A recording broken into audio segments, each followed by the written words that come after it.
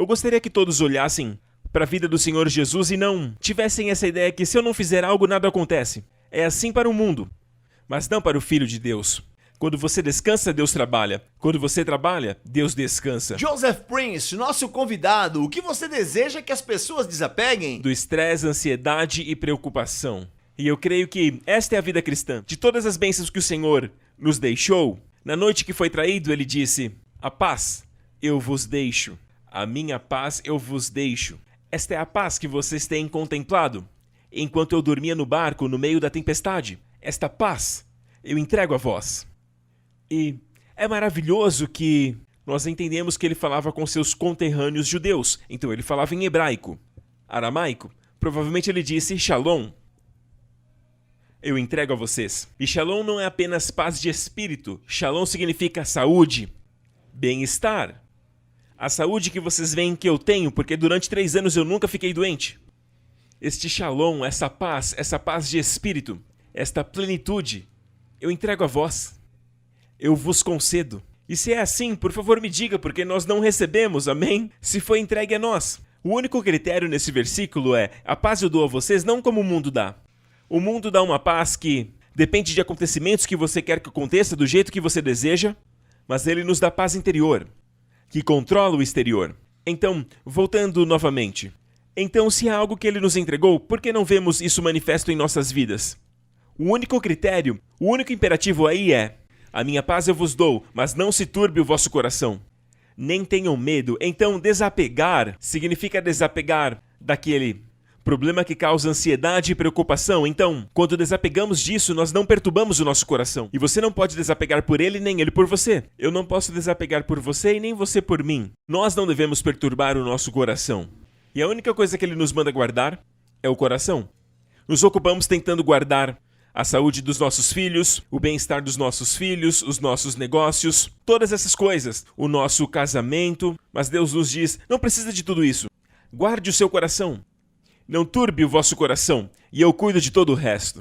Ok, então você quer que desapeguemos do estresse? Você quer que... É ele que quer. Sim, eu sei. Sim, mas foi você que escreveu o livro, então quer dizer que você se importa conosco, sim. Amém? Então, como nós fazemos isso?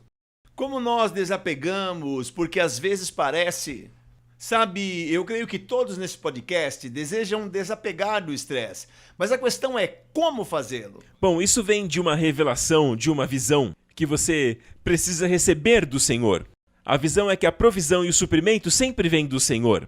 E é para isso que o Senhor nos desafia quando Ele nos entrega a analogia de eu sou a videira e vocês os ramos. Toda a ideia é uma ideia de provisão, porque é o ramo que produz o fruto que vem da videira, mas ele é um com a videira.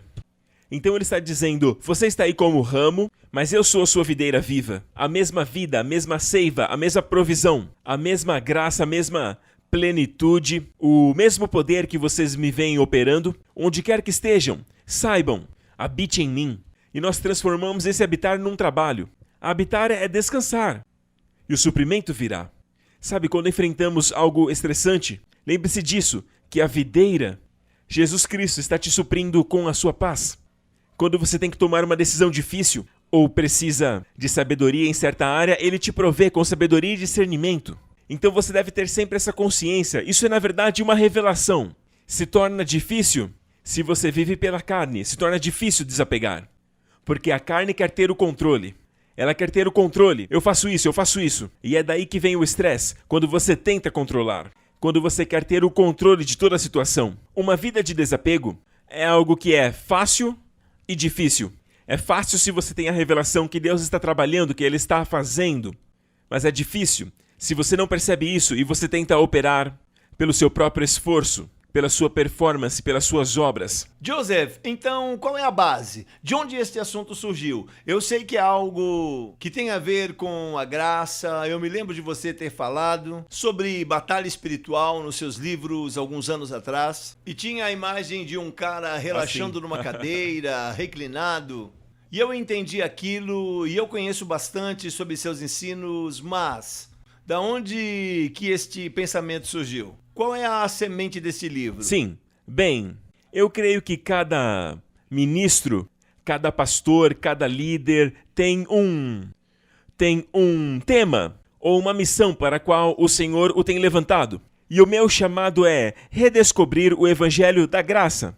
Então, quando eu redescobrir o Evangelho da Graça em minha própria vida, eu percebi que era sobre não estar mais debaixo da lei, mas debaixo da graça. Por quê? Porque o pecado não terá domínio sobre você quando você não está debaixo da lei, mas da graça. Mas como eu faço isso na prática? Como eu vivo debaixo da graça e não debaixo da lei? O que me ajudou a explicar para as pessoas sobre isso, e obviamente na minha própria experiência eu sofri com isso, e o Senhor me disse: você está debaixo da lei? Eu disse: Senhor, eu prego a graça, como assim eu estou debaixo da lei? E ele me disse: a lei é sobre condições, e a graça é sobre provisões. A lei fala de exigências. A lei, Deus exige, Deus pede justiça de homens corruptos. A graça te supre com justiça, como um presente para o homem. A lei está sempre exigindo.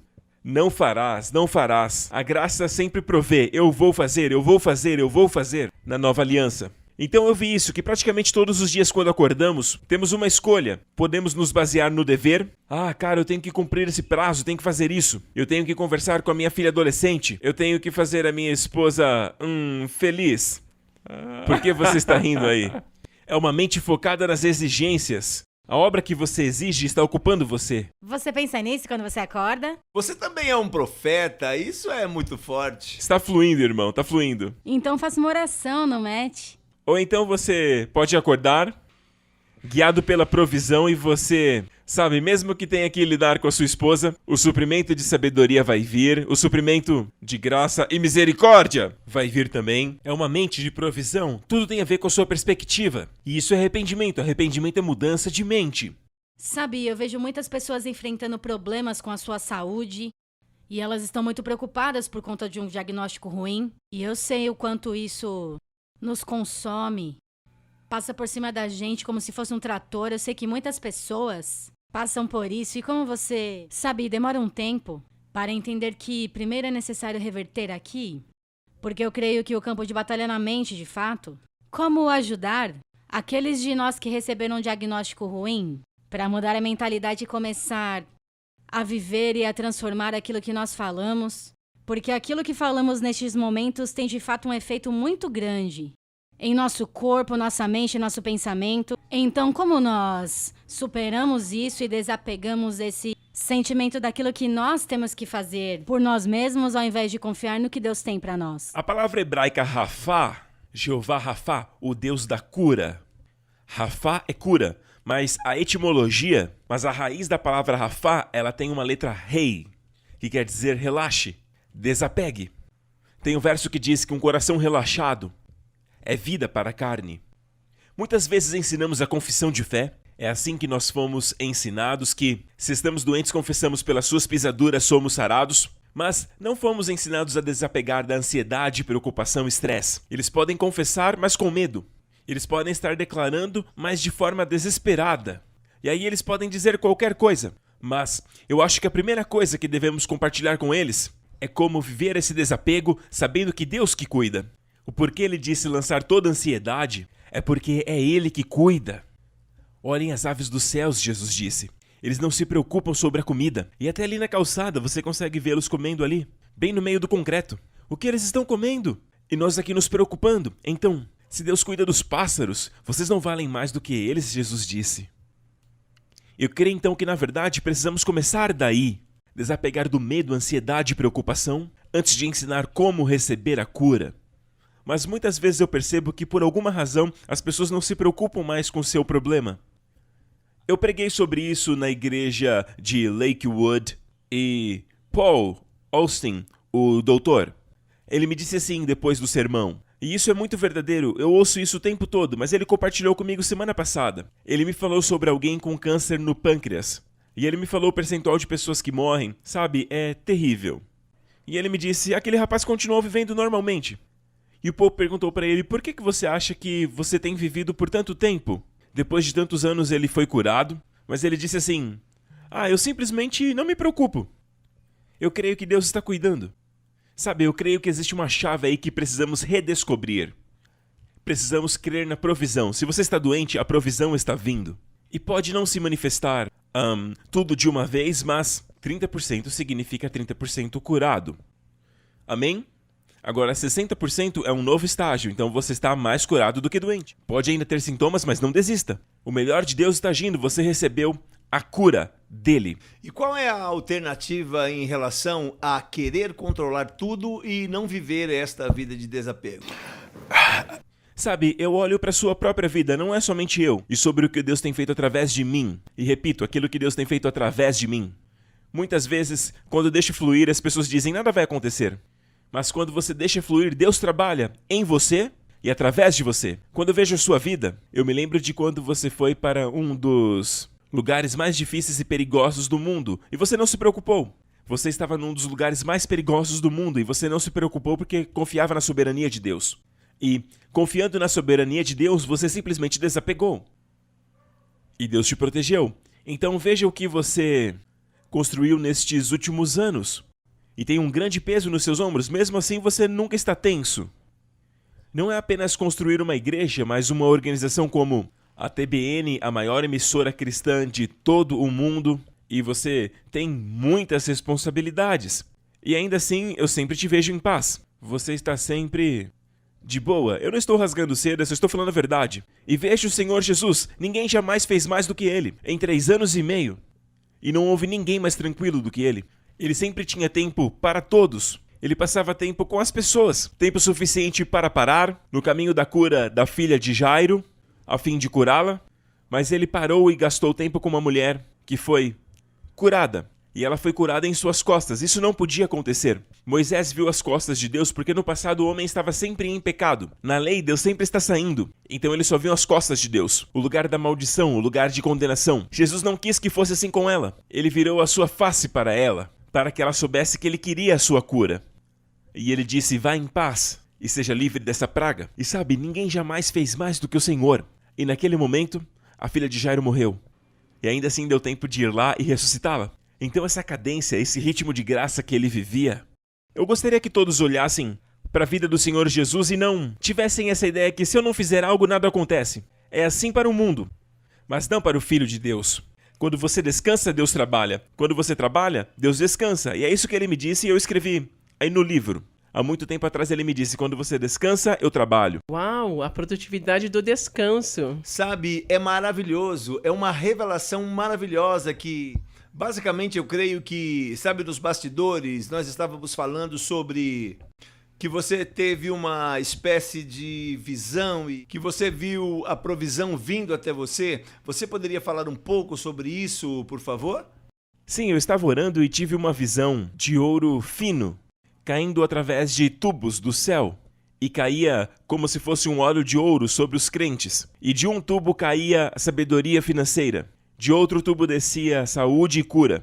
De outro tubo vinha o suprimento de sabedoria para o seu casamento. De outro tubo vinham as bênçãos espirituais. Amém?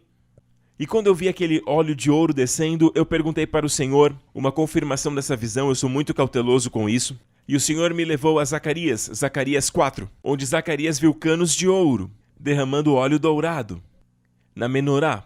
Então eu tive a minha confirmação. E na visão eu vi aqueles que creem começando a se preocupar sobre uma área de sua vida. E na verdade o que ele fez foi tapar aquele cano de ouro. Parou. Enquanto não se preocupava, o óleo continuava descendo. Mas quando começou a se preocupar, aconteceu que Deus parou de suprir. Quando na verdade o que ele precisa fazer é deixar fluir. Aqui na sua mente, Jesus diz para não ficarmos ansiosos, porque Deus vai te vestir melhor que os lírios do campo. Quando você tem esse tipo de revelação, então você começa a pregar sobre isso, assim como você pregou em Lakewood. E quando você escreve um livro como esse, sempre tem aquela coisa, eu poderia ter colocado algo, acrescentando algo ali. O que você adicionaria? Algo a mais que você colocaria nesse livro? Sabe, eu de fato não penso assim. Eu acho que tá pronto, por enquanto. E eu escrevi de forma que fosse um mergulho na palavra para aqueles que estão estressados, preocupados e ansiosos. E sabe, o livro não foi escrito somente para que eles apliquem, mas para que eles recebam desta revelação. Enquanto leem, eles sentirão isso. que está sendo tirado deles. Estresse, preocupação e ansiedade. Não é como os livros que estão aí no mundo sobre estresse. Eles te falam sobre o que fazer, 7 passos, 8 passos, carregando as pessoas com mais coisas para fazer. Se você não fizer isso, você não vai ter esses resultados. Mas neste livro o que acontece é a revelação do amor de Cristo, o amor que Ele tem por você, e cada capítulo é um mergulho na palavra. A cada capítulo a revelação vai ficando cada vez mais forte. E no final, cadê o medo? Cadê a ansiedade? É isso que eu quero que as pessoas sintam. Então você deseja que seus leitores leiam e recebam, não é uma lista de afazeres, mas é o receber de uma revelação. Exatamente, é uma revelação para que eles possam contemplar. Não são leis, não são coisas que eles devem fazer. Eu preciso agir assim, fazer isso. Sabe, algumas pessoas dizem, o problema desse ensino da graça é que ele não incentiva a responsabilidade. Mas na verdade, quando você descansa, Deus trabalha. Ou seja, é melhor você trabalhar ou Deus trabalhar? Sabe, se Moisés espremesse a rocha, nenhuma água sairia. Sairia apenas o seu sangue. Mas ao falar do Senhor, a água flui da rocha. Sabe, quando habitamos, nós damos frutos, mais frutos e muitos frutos. Habitar é muito fácil, estamos nessa sala, acolhidos nesse estúdio. Ou seja, descanso, segurança. E transformamos habitar numa tarefa. O desapego, uma tarefa. Então, simplesmente ao nos lembrarmos, quando pensamos que Deus nos ama, Ele me ama. E ponto, Ele cuida de mim. Ele supre todas as coisas que eu preciso no dia de hoje. Para enfrentar esse dia, não há exigências neste suprimento de Deus. E isto é maravilhoso. E eu estava lendo nesta manhã bem cedo sobre... E eu adoro isso e creio que você pode falar sobre isso. Sobre o casamento e quão importante o casamento é.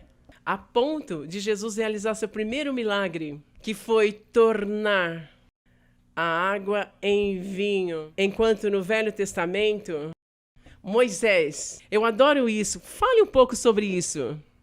O primeiro milagre público da lei, Moisés representa a lei. A lei foi dada por Moisés, a graça e a verdade vieram por Jesus. O primeiro milagre de Moisés foi tornar água em sangue, resultando em morte. O primeiro milagre da graça que veio por Jesus foi transformar água em vinho, trazendo vida e celebração. Ele fez isso num casamento. Então a graça foi vista claramente, primeiramente no livro de João, em um casamento. E eu creio que muitas vezes no nosso relacionamento conjugal, não tem muito a ver com o fato de o marido ter se acostumado com a sua esposa, ou estar mais rude ou menos romântico. E aí ela pensa, eu estou sendo desvalorizada, não estou sendo amada. Ele sempre fala comigo de qualquer jeito. Mas muitas vezes o homem está estressado. Sabe, ele não quer, mas a esposa está próxima dele. E ele acaba descontando nela. Mas o problema real dele é a ansiedade, o estresse, o nervoso. Mas o machão não vai dizer para a esposa, muitas vezes, pelo que ele está passando. Ele está reagindo com ela de acordo com este medo e ansiedade. E a esposa acaba sofrendo porque ela está perto dele. Eu sempre digo que quando você desapega do medo e da ansiedade, o seu casamento vai fluir muito bem. Será incrível. E tudo isso está no livro. Como estar desapegado mesmo na área do casamento e na criação de filhos. Por que você está falando disso? Eu li esta manhã e achei incrível. E sabe, eu vi que no livro também fala a respeito do quanto Deus valoriza o casamento e a visão de Deus sobre o casamento. Sabe, quando Deus fez o homem, ou melhor, quando Deus fez a mulher, Deus pôs o homem para dormir.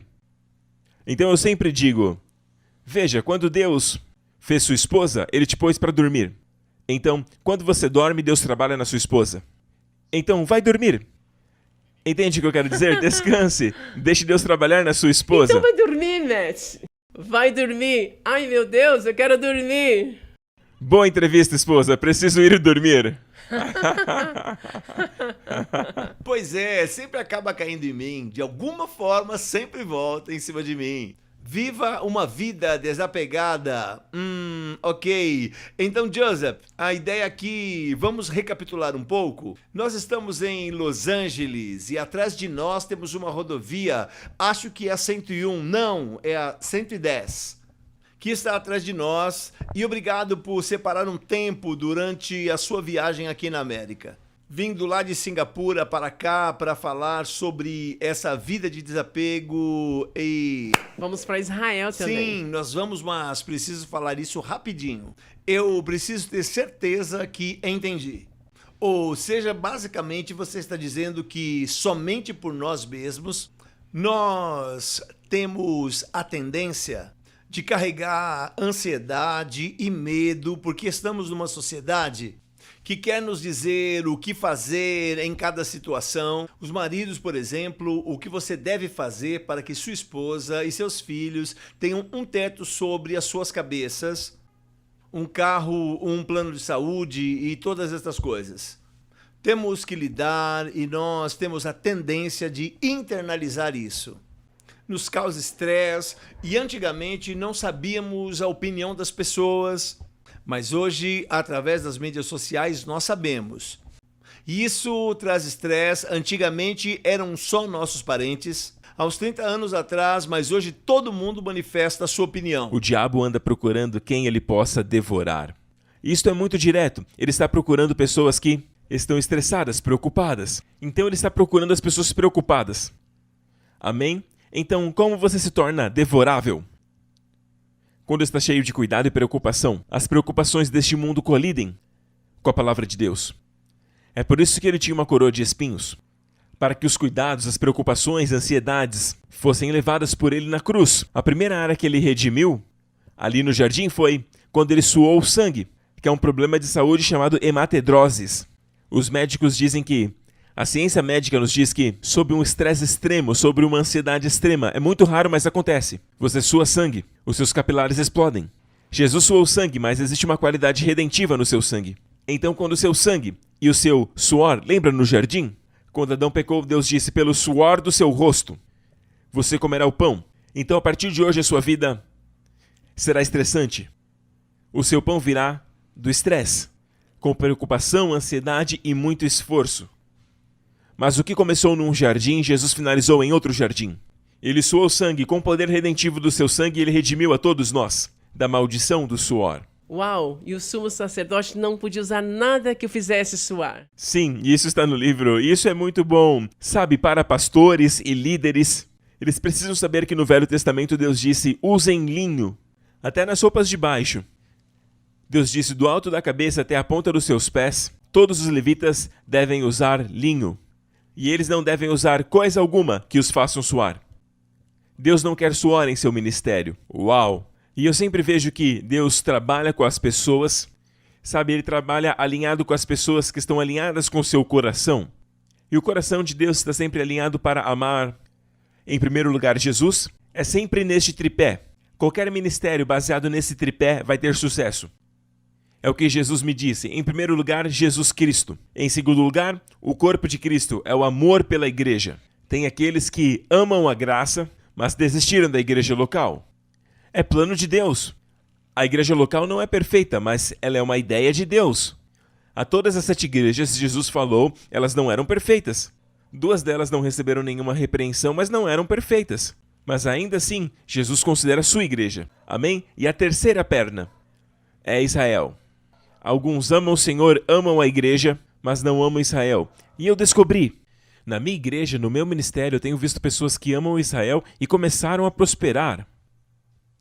Mesmo quando eles investem em Israel, através de missões, ou até mesmo quando eles mesmos vão até lá, eles prosperam.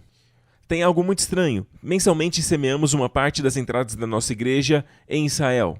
Esta revelação eu recebi lá atrás. O próprio apóstolo Paulo diz que se recebemos benefícios espirituais, seria muito pedir que compartilhe as bênçãos materiais também.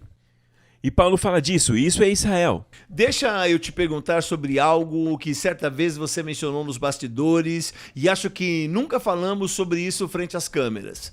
Certa vez você falou que o Senhor havia entregue a você esta revelação sobre a TBN ser uma igreja. E o que você quer dizer com isso? Qual visão foi essa?